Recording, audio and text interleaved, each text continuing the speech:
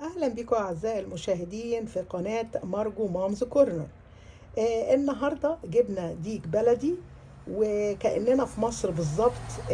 جايبينه فريش وجايبين الكبدة والقنصة والرجول والراس بالرقبة، كل حاجته مذبوح قدامك وفريش، وطعمه طبعا أكيد هيكون حلو لأني طازة. دلوقتي بقى انتوا بتسألوني بتجيبي الطيور الفريش منين؟ بنجيبها من الداون تاون، في محلات كتير في تشاينا تاون. بتبقى بتبيع الطيور البلدي، حمام وفراخ وبط وكل حاجة انت حباها. ودلوقتي بقى هنرجع لأيام زمان بالطعم الزماني الجميل بتاع أمهاتنا وأجدادنا، وهنعمله الفريك وهنعمل أحلى ديك بلدي. ودلوقتي يا حبايبي جبت بصلة وبشرتها أهو بالشكل ده بالمبشرة، وجبت التوابل بتاعتي العادية. ده حبة بابريكا، فلفل أسمر، ملح، حبة ماجي. ده السيزونج ده جميل جدا للأسماك للطيور، حلو جدا جدا، بيخلي طعمها حلو قوي. وهنحط البهارات دي كلها على البصلة بالشكل ده كده، هنقلبها حلو وهنحشيها في الفرخة كده من جوه ومن بره. هنعمل الفرخة كلها بالشكل ده بالتتبيلة الجميلة دي، هدعكها بيها بره وجوه. واهو يا حبايبي دلوقتي دعكته بالتتبيله الحلوه بتاعتنا، البصل المبشور والبهارات اللي حطيناها مع بعض، ودعكته من بره ومن جوه وجميع الاتجاهات بتاعته.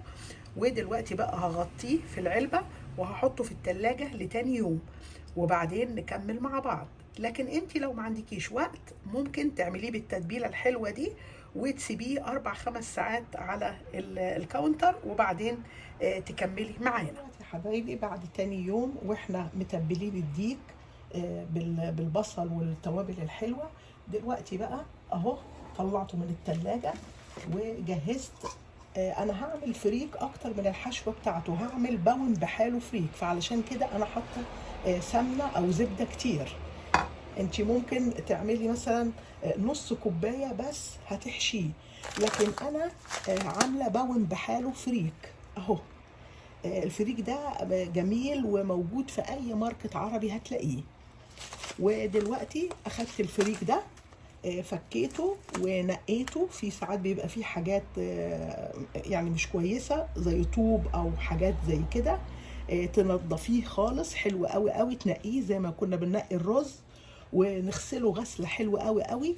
وبعد كده اهو يبقى بالشكل دوت كده اهو.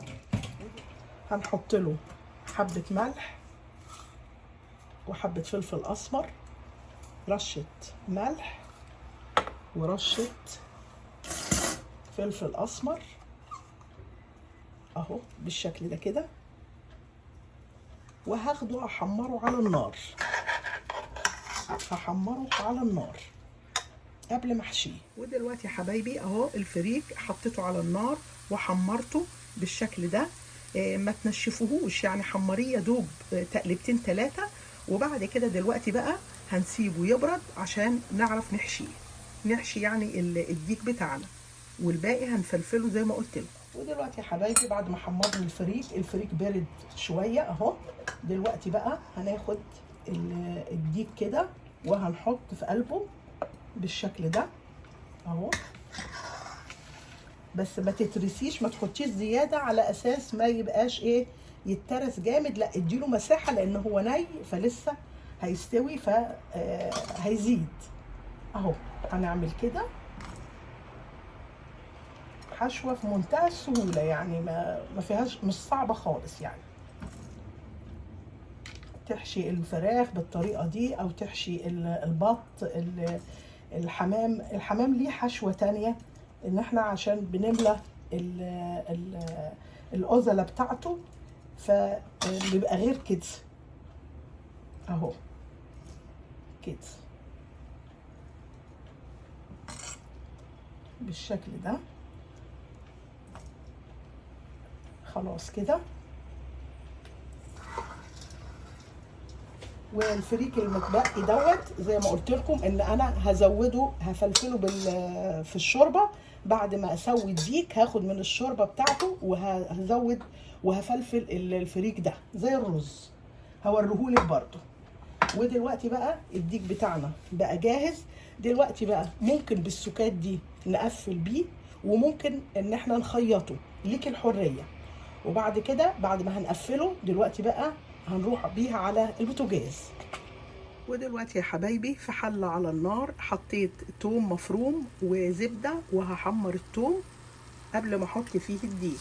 ودلوقتي يا حبايبي اهو حطيت الديك في التوم اللي انا محمراه وحمرته بالشكل ده. ودلوقتي بقى هزود ميه